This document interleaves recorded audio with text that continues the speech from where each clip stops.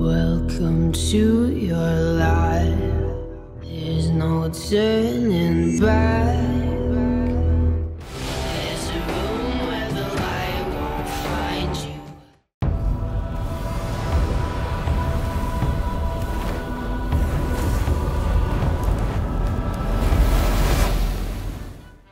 Welcome back, folks, to another week of Mount & Blade Bannerlord news updates. Today we'll be talking about two blog posts related to Bannerlord. The first being last week's blog post titled Horse Breeds, which goes into the different types we'll see in Bannerlord, as well as this week's with the title Siege, Keep Battle, which talks about the experience of creating these in Bannerlord. Without further ado, let's go ahead and get started.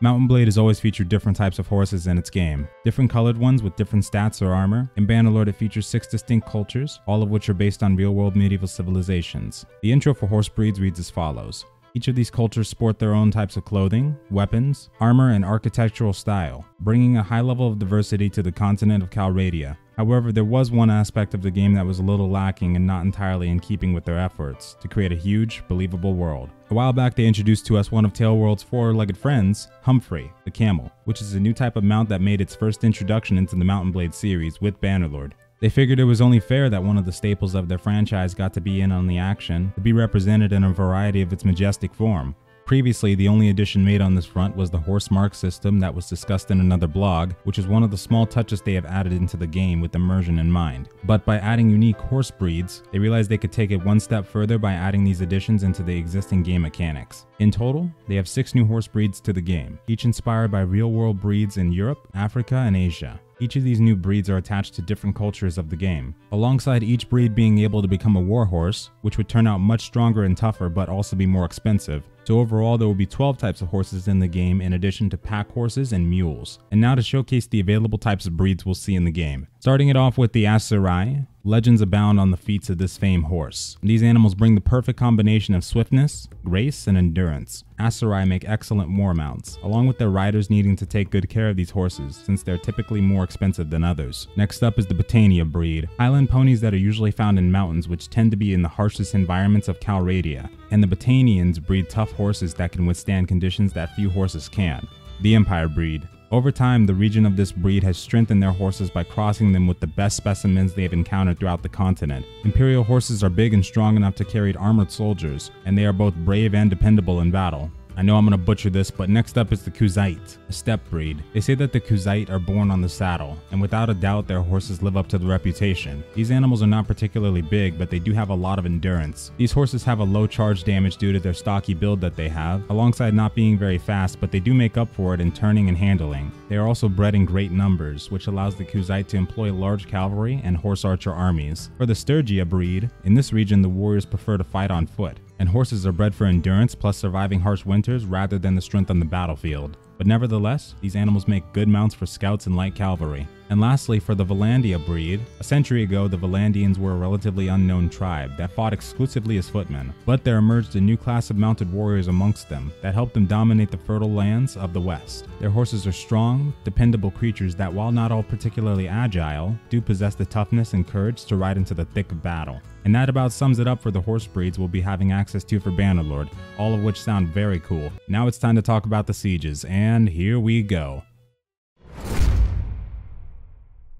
Sieges are at the very core of the Bannerlord experience. They are brutal affairs, and the outcome of which can change the entire course of the war. And in Bannerlord, where villages and their respective resources are tied to castles, this is especially true, as the loss of a castle could result in the loss of a vital resource which is needed to feed the war machine.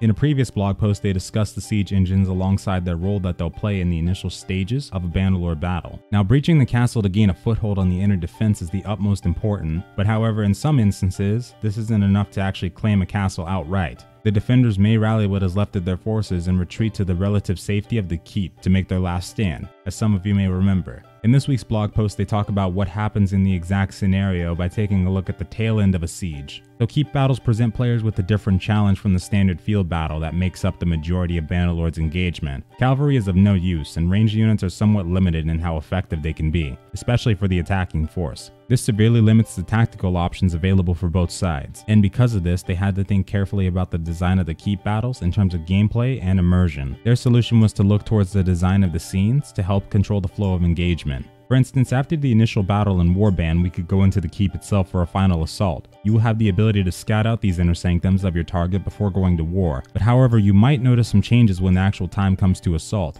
The defenders don't just retreat to the keep to sit and twiddle their thumbs, they're actually preparing for the final assault in there, and then afterwards they begin twiddling their thumbs. To make the changes to those scenes, they made use of the map editor that allows them to create varying levels of walls and defense structures for towns and castles. For keep battles, this allows them to create more believable scenes for battles to take place in, with tables, chairs, and barrels hurriedly arranged into defensive barricades and choke points by the defenders. They also adjusted the spawn points for the defenders to make sure that their ranged units were positioned in vantage points overlooking the Lord's Hall. So TaleWorlds provided an example for us even, and I quote, "Think of the red wedding, but with more red and less wedding."